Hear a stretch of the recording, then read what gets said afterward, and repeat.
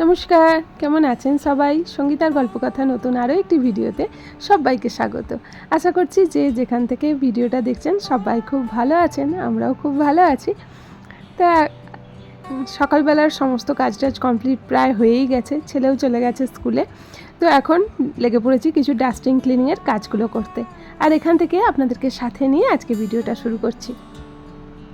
সকাল থেকে অনেকটা সময়ই পার হয়ে গেছে, ভালোও লাগছিল না। আজকে সকাল থেকে প্রায় ল্যাদ খেয়ে খেয়েই কাটছে। আসলে কি বলুন তো, কালকে তো সোমবারের উপোস ছিল, আর উপোস করার পরের দিন দেখবেন শরীরটা একটু ছেড়ে দেয়, ভালো লাগে না, কোনো কাজ করতেও ইচ্ছা করে না। উপোস থাকলে অতটা কিছু মনে হয় না, কিন্তু পরের দিনটা যেন বেশি কষ্ট লাগে। তো ওই কারণের জন্য আজকে কোনো কিছুই ভালো লাগছিল না, বসে বসেই অনেকটা সময় পার হয়ে গেছে। কিন্তু ওই যে আমরা হাউস ওয়াইফ, তো সংসারের কাজ তো আমাদের পিছু ছাড়বে না। যতই যাই ভালো লাগুক আর না লাগুক, কাজ তো সাথে থাকবেই। তো আর যেহেতু একা হাতে পুরোটাই ম্যানেজ করতে হয়, ছেলেকে স্কুলে পাঠানোই বলুন, রান্নাবান্না, সংসারের সমস্ত কাজকর্ম একা হাতেই ম্যানেজ করতে হয়, সেহেতু তো বসে থাকার আর চলবে না। প্রত্যেক দিন যদি একটু রুটিন করে কাজগুলো মেনটেন করে নেওয়া হয়, তাহলে কাজের অনেকটা সুবিধা হয়। আর আমাদের গৃহিণীদের সংসারে তো কাজ নেই বললে চলে না। সংসারে তো হাজারটা কাজ লেগেই থাকে, তারই ফাঁকে একটু করে সময় বার করে নিয়ে এই কাজগুলো করে রাখলে নিজেদেরই সুবিধা হয়। কিন্তু একদিনে যদি অনেকটা কাজের চাপ পড়ে যায়, তখন দেখবেন আর টাইমের মধ্যে ম্যানেজ করা খুব কঠিন হয়ে দাঁড়ায়, কারণ সংসারের বাকি কাজগুলোও তো সারতে হয়। আর আমার যেহেতু কোনো হেল্পিং হ্যান্ডও নেই, আর কোনো এক্সট্রা কোনো বাড়িতে লোকও নেই, সেই কারণের জন্য তো একার হাতেই যেহেতু সমস্তটা করতে হয়, সেটা একটু ম্যানেজ করে রাখলে না নিজেদেরই সুবিধা হয়। আর শিলিগুড়িতে বৃষ্টি হলে তো জানেন, একবারে বৃষ্টি শুরু হলে আর থামার নাম করে না। তো এইখান দিয়ে না জল পুরো এত ছিটে ছিটে হয়ে ভর্তি হয়ে যায়, আর এই সোফাকাম বেডটা এখানটা রয়েছে তো ভিজে যায়, তো এই কারণে এই কাপড় টাপড় দিয়ে এখানটায় রাখা থাকে। তো কদিন তো একদম টানা বৃষ্টি হচ্ছিল, তো আজকে যা হোক বৃষ্টিটা নেই।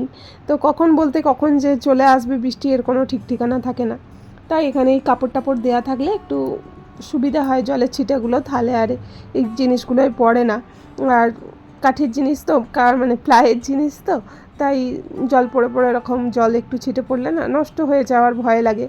আর কি বলুন তো, বাড়ির যে কোনো জিনিসই হোক না কেন, খুবই শখের জিনিস হয়। সে যত দামিই হোক বা কম দামিই হোক, যে কোনো জিনিস যার ঘরে যেমন যার যেমন যতটুকু সম্ভব, সব কিছু জিনিসগুলোই পুরো তাদের শখেরই হয়।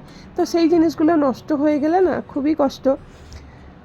তো এখন এই যে বিছানাটা রেডি করে নিয়েছি, আর এখন একটু ঝাড়া পোছা করে নেবো। আর এই খাটটা সরিয়ে এরকম করে ঝাড়তে করতে না খুব কষ্ট হয়, খুব একদম ভারী হয়ে গেছে, প্রচুর জিনিস এটার মধ্যে ঢুকেছে। কি বলুন তো, যখন এটা ছিল না তখনও জামা কাপড় ঠিকই রাখা হতো, কিন্তু এখন এটা হওয়ার পর এই স্টোরটা হতে আরও পুরো জামা কাপড়ের সংখ্যা বেড়ে গেছে, পুরো এটা এখন ভর্তি হয়ে থাকে। তো তো একদম টানতে পারা যায় না, যেন খুব ভারী হয়ে থাকে। কিন্তু মাঝে মাঝে এইগুলো না সরিয়ে পরিষ্কার করলেও হয় না। কি বলুন তো, সংসার পরিষ্কার পরিচ্ছন্ন না থাকলে সংসারে লক্ষ্মীশ্রী বজায় থাকে না। তো যতটা সম্ভব হয় ওই জন্য পরিষ্কার করে একদম সরিয়ে, একদম শুধু যে সামনেটুকুই পরিষ্কার করলে তো হবে না, তো বাড়ির আনাজ কোনাজগুলোও ভালো করে একটু পরিষ্কার রাখা দরকার। তো সেইটারই চেষ্টা করে চলি। তো আর এইদিকে দেখুন, আমি টিভিতে চলছে এরকম গান চালিয়ে দিয়ে কাজ করতে আমার খুব ভালো লাগে। ঠাকুরের গানগুলো হয়, এটা একটা পজিটিভ, একটা মোটিভেশন দেয় পুরো, এত ভালো লাগে। একটা এই গানগুলো এরকম করে চালিয়ে বলে কাজগুলো করতে করতে বেশ মন দিয়ে কাজগুলো খুব সুন্দরভাবে হয়ে যায়। আসলে একা তো থাকি, ঘরে কথা বলার তো কেউ থাকে না, তো ওই কারণের জন্য এরকম গান ফান ছড়লে বেশ একটা ভালো লাগে, কাজের একটাও যেন এনার্জি পাই আমি। এই দেখুন, বকবক করতে করতে আমার ডাস্টিংয়ের কাজগুলো প্রায় কমপ্লিট সমস্তটা হয়ে গেছে। এবার ঘরদোরগুলো ভালো করে একটু মুছে নেবো। আর এই মোছা একটু ফিনাইলের সাথে একটু সার্ফ আমি অ্যাড করি, ভালো লাগে, এতে জাস্ট একটু পরিষ্কার হয়, খুব মোছা ভালো হয়। আর একটু যদি লবণ অ্যাড করা যায় জলের সাথে, তো তাহলে তার দেখতেই নেই, ঘরে একটা পজিটিভ এনার্জি কাজ করে ঘরের মধ্যে। তো মাঝে মাঝে আমি এরকম মোছার জলে লবণও অ্যাড করে থাকি। তো এখন এই ঘরদারগুলো পরিষ্কার করে আবার কিচেনেও ঢুকতে হবে, কারণ অনেক দিন পর আজ নিরামিষ খাওয়া হচ্ছে, তো আজকে একটু মানে আমিষ খাওয়া হবে, তো সেই জন্য একটু কাজও আছে কিচেনে, তো ব্যস্ততা আছে আজকে। ব্যস্ততা বলতে সিম্পল হবে, তবু সিম্পলের মধ্যেও মানে ভারী কাজ আর কি। মানে একটু ভাবছি, আজকে মাটন এনে রেখেছিলাম, তো মাটন ছেলেটা অনেক দিন ধরেই মাটন করছিল, তো ওই জন্য মাটনটা এনেছি, মাটন কষা করব আর হবে মাটন বিরিয়ানি। তো ওই কিছুটা মাটন আর কি ও থেকেই কপিস রেখে দেবো, দিয়ে ওটাই একটু বিরিয়ানি করে দেবো ওকে, ছেলেটা তো খুশি হয়ে যাবে দেখলেই। তো ডাস্টিং ক্লিনিংয়ের কাজ কমপ্লিট হয়ে গেছে, করে স্নান পুজো টুজো সমস্ত কিছু কমপ্লিট হয়ে গেছে। আর এদিকে বললাম আপনাদেরকে বিরিয়ানি বানাবো, তো ওই জন্য একটুখানি মটন রেখে দিলাম ম্যারিনেট করে, আর এদিকে পেঁয়াজটাও একটু বেরেস্তার জন্য কেটে নিচ্ছি। তো সমস্ত কিছুটা এখন রেডি করে রাখছি, এখনই বানাবো না, একটু পরে বানাবো, কারণ ছেলে আস্তে আস্তে সেই 2:10-15 হয়েই যাবে, তো পরে বানালে বেশ একটু গরম গরম হবে, ওই জন্য পরেই বানাবো। তো এখন এগুলো সমস্ত কিছু রেডি করে রাখলে না দেখবেন রান্নার অনেকটা সুবিধা হয়, রান্না করতে বেশি সময় লাগে না, কিন্তু এই কেটে কুটে রেডি করে রাখতেই অনেকটা সময় চলে যায়। এগুলো যদি সংসারে আরও একজন কেউ থাকতো, এগুলো রেডি করে দিলে তাহলে অতটা কাজের চাপ মনে হতো না, কিন্তু যেহেতু আমাকে একাকেই সমস্তটা দিকটা করতে হবে, সেই কারণের জন্য একটু এগুলো মেনটেন করেই করার চেষ্টা করি, তাতে আমারই কাজের একটু সুবিধা হয় আর কি। আর এই যে বেরেস্তার পেঁয়াজগুলো না একটু যতটা পাতলা করে করা যায় ততটা একটু ভালো হয়, এই লম্বা লম্বা করে এরকম করে করলে বেশ বেরেস্তাগুলো ভালো ভাজা হয় আর কি, ভালো কড়মড়ে হয়। তো ওই জন্য এগুলো বেরেস্তার জন্য এটা কেটে রেডি করে রাখছি। আর এদিকে একটু হালকা গরম দুধ নিয়েছি, এতে কেশরটা ভিজিয়ে রাখবো।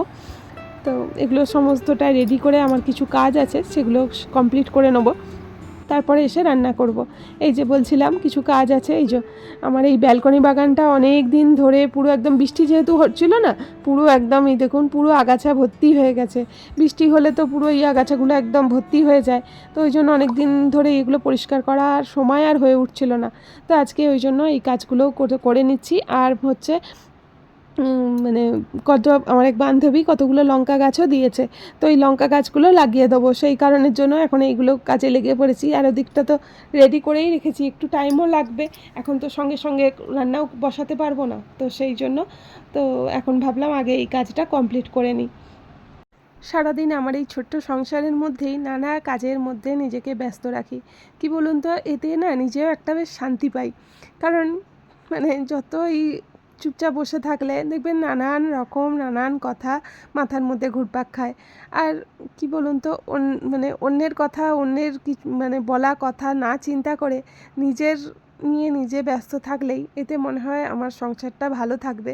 কারণ অন্যের কথা চিন্তা করে নিজের সংসারটা অসুখের আঁকড়ায় পরিণত করা, এটা মূর্খামি ছাড়া আর কিছুই না। তাই চেষ্টা করি সব সময় নিজের সংসারটা নিয়েই নিজে ভালো থাকতে। আর কি বলুন তো, সংসারের মাঝে সুখ দুঃখ হচ্ছে একই নদীর জোয়ার ভাটা। সুখ যদি থাকে তার মধ্যে সেটা ক্ষণস্থায়ী ভেবে নিতে হবে, এরপরে কিন্তু আমাকে দুঃখটাও হজম করতে হবে। শুধু যে সুখটা নিয়েই থাকবো, দুঃখটাকে দূরে সরিয়ে রাখবো, তা হয় না। সুখ দুঃখ সাথে করেই আসে, সুখের যদি আসে তার পিছন পিছন দুঃখও আসে। আর যদি আপনার এই সময়টা খারাপ চলে, ভাববেন কিছুদিন পরে এটা কেটে যাবে, আপনি কিছুদিন পরে আবার সুখের মুখ দেখবেন। তবে হ্যাঁ, সুখটা খুবই ক্ষণস্থায়ী, দুঃখের দিনটাই আমাদের বেশি থাকে। তারই মধ্যে নিজেকে সব কিছু মানিয়ে নিয়ে ভালো থাকার চেষ্টা করতে হয়, কারণ এতে আপনার সংসারও ভালো থাকে আর আপনিও ভালো থাকেন, আপনার সাথে যে মানুষগুলো জড়িত থাকে তারাও কিন্তু ভালো থাকে। এই দেখুন অনেক কিছু জ্ঞান দিয়ে দিলাম, আর কথা বলতে বলতে আমার এদিকে গাছগুলো লাগানো হয়ে গেছে। কত দিন ধরে ভাবছি একটা তুলসী চারা লাগাবো, এই ছোটো টবটা টব না, এটা একটা ছোট মন্দির ছিল, তো এটাতেই লাগাবো, তো আজকে সেটা করে নিলাম। আর লঙ্কা গাছগুলোও লাগিয়ে দিয়েছি, তো একটু কালমেঘের গাছও দিয়েছিল, তো কালমেঘটাও লাগালাম। আর এই দেখুন একটা টবে একটু ঘাস কি ওই দূর্বার জন্য না খুব অসুবিধা হয়, 4তলা থেকে নিচে নেবে সেই দূর্বা আনতে যেতে না অসুবিধা হয় পুজোয় বসে, তো ওই কারণের জন্য আজকে একটু দূর্বাও টবে লাগিয়ে দিলাম। আর বৃষ্টি হচ্ছে তো দূর্বাগুলো বেশ ভালোই পুরো একদম জঙ্গলে পরিণত হবে। আর এই দিকের কাজকর্ম, ব্যালকনির কাজটা কমপ্লিট করে চলে এসেছি এখন ঘরে। তো এই ছেলে আজকে বিকালে এসে জল আনতে যাবে, তো ভাবলাম এখন এই ড্রামটা একটু পরিষ্কার করে রাখি। তো খালি হয়ে গেলেই না ছেলেটার সঙ্গে সঙ্গে জল আনতে চলে যায়, তো এই পরিষ্কার করার আর সময় হয়ে ওঠে না। তো ওই জন্য একটু মানে কাগজ আর একটু ভিনিগার আর একটু বেকিং সোডা দিয়ে রাখলাম, দিয়ে এটা ভালো খুব সুন্দরভাবে পরিষ্কার হয়। তো ভিজিয়ে একটু কিছুক্ষণ থাক ভেজানো, তারপরে ওটা পরিষ্কার করব। তো ওদিকের কাজকর্ম করতে করতে এত ঘামে ভিজে গিয়েছিলাম, তো আর মানে খুব কষ্ট হচ্ছিল। তো ওই জন্য ড্রেস ফ্রেস চেঞ্জ করে আবার এবার চলে এসেছি আবার কিচেনে। তো এই ঘামের জামা কাপড়ে না কাজ করতে খুব কষ্ট হয়, সেই কারণের জন্য আমার সারাদিনে আমার অনেক জামা কাপড়ও মানে কাচতে ধুতে হয়, অনেকবার চেঞ্জ করি বলে। তো যাই হোক, এখন চলে এসেছি এই যে কিচেনের আজকে স্পেশাল খাবার দাবার বানাতে, বিরিয়ানি। তো বললাম আপনাদেরকে মাটন বিরিয়ানি হবে, আর মাটন একটু কষা কষা মটনও করব। তো এই যে মাটনটা এখন এটা মানে কষা হবে, তো এই কারণের জন্য এটা আলাদা করে করছি। আর এদিকে দেখুন বিরিয়ানিটা আমার রেডি হয়েই গেছে। তো পুরোটা আর আপনাদের সাথে শেয়ার করলাম না, কিভাবে কি করলাম না করলাম, অনেকবার এরকম শেয়ার করেছি। তো আজকে আর ভাবলাম আজকে আর মানে ভিডিওটাও অনেক লম্বা হয়ে যাবে, আপনাদেরও বিরক্ত লাগবে, তাই কারণের জন্য আর পুরোটা আপনাদের সাথে শেয়ার করলাম না।